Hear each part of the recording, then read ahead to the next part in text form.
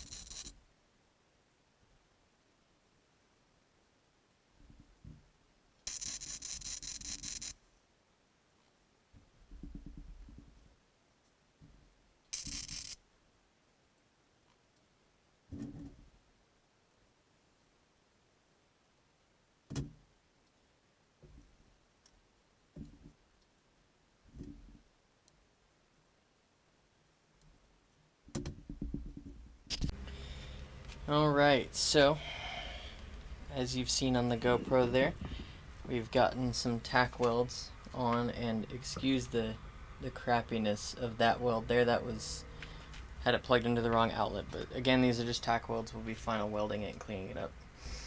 But got that tube there, and as you've seen on the GoPro, I cut this one here, and so now this one is the one that's going to have the most cuts.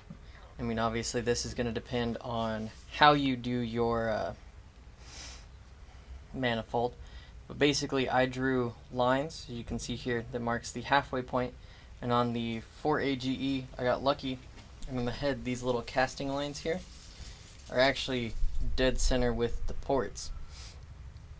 So all I gotta do is line that up with that, basically like so, and then that kind of tells me how much I need to cut off, and then just weld it up together.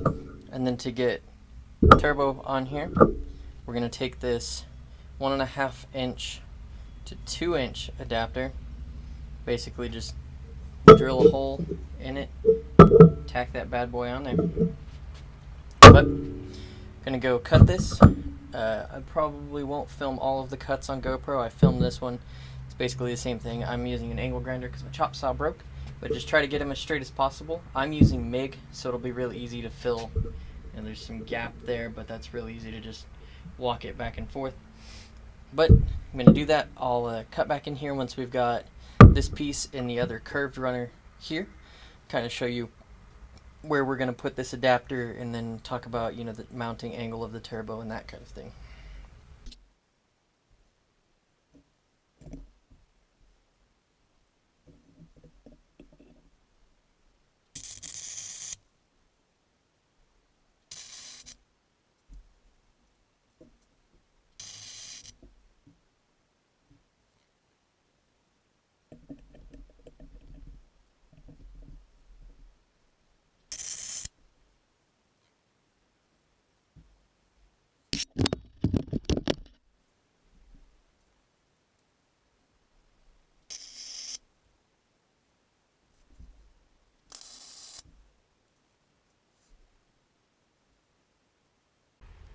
Alright, so the manifold is cut and tack welded now. It's good enough to move the head around, so that's Gucci there. Gonna have to do some welds on these parts where it got a little big, but nothing you can't fix with a MIG.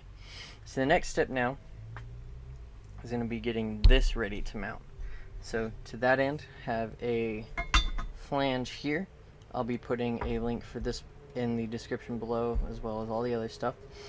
But this is from eBay, I want to say. I accidentally got some slag on it. You can see it actually melted part of it, so it is an aluminum flange, I believe. I don't know, might just be crappy machine work. Didn't really look at it that much when I bought it, but got that, and I got this reducer. This needs a 2-inch hole up here, and this is only 1.5 inches. So what we're gonna do here, got a 1.5 inch hole saw. Gonna get this lined up. It cannot go straight up and down. We figured out in order for it to sit here, the flange would actually interfere with this little lip on the head here. Should make getting the turbo on maybe not impossible, but a giant pain in the butt. So what we're going to do is we're going to cut off here and here, basically make this short enough where we can, short as possible would be nice. And then rather than sit it here, we're going to clock it about 10 degrees this way. So not a ton, just enough. I mean, it needs just a couple millimeters and it'll clear this lip. And from what I saw online, 10 to 15 degrees off center is okay for a turbo. You're not going to cook the bearings that way. So we're going to just clock it over, drill a hole, and then weld it on there. Okay, so I said I was going to explain roughly where we're going to place this, as we can't do square in the center as much as I would like to, because this will interfere with the lip back there. So what we're going to do, as you can see, it's completely flat now. From what I read, for TD04s or really any journal bearing turbo online, 10 to 15 degrees, off of the axis of flat is going to be okay. I'm going to try for 10, less is better, obviously. Basically as little as I need to get the clearance for the flange here will be good to go. So what we're going to do is use my iPhone's leveling app. Basically just figure out where 10 degrees is here. Take a Sharpie, mark the center hole, use a drill to pilot hole for this bit, and then bore this out. And then once we have that hole bored out, I will explain what we're going to do from there to get this as low down as possible. Alright, so got the hole drilled here. This is a 2-inch saw. So there's a little bit of a gap, which if you were using like a TIG welder or something, that would be an issue, but MIG obviously can cover gaps. As you can see here, just pop it over. But we got it in there. As you can see, it's actually at less of an angle than I thought it was going to be, which is a good thing. And then if we plop this bad boy on here, you can see we actually have quite a bit of clearance between the head and the little edge of the flange there, which means we should be good to go as far as everything fitting in here just right. And so we're going to tack weld this here, tack weld this in, and then take it over to our fabricator guy. He's got a welder with gas. Weld this all up, and then we will finish this episode with this all sitting in the car with the turbo mocked up, and we can kind of show what it'll look like. Alright, so last time you saw the manifold, it was sitting on my workbench waiting to be fully welded. There it is, bolted into the car. So we'll go ahead and get a little bit closer to it here. First, you can see my Driving for Answers distributor block-off plate. It's very good quality. But as you can see, we got it fully welded. Some of the welds aren't the best. I kind of had to, relearn what it's like to use MIG over flux, but I ended up getting some halfway decent ones. But as you can see, we got it all mounted and welded. It's pretty strong, and so far it appears to be tight with no cracks or anything like that. So as you can see, we got pretty good clearance from the head. It's still tight, But now I'm going to go ahead and plop the turbo in there, just use some like bolts to hold it in place, and show you what that looks like. Alright, so I will start off by saying it's not the best representation. As you can see, the bolts, it's not bolted in, so that's a better view. We'll let it sit at an angle here.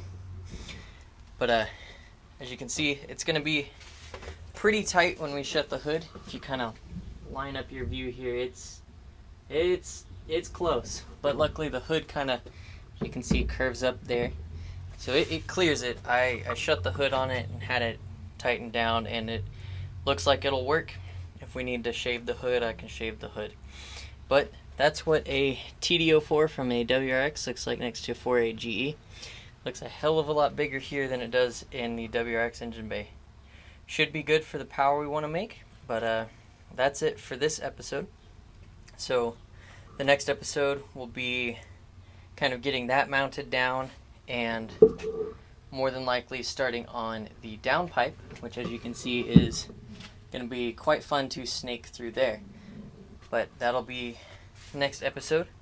So, as always, remember to like, comment, subscribe, and maybe you'll learn something.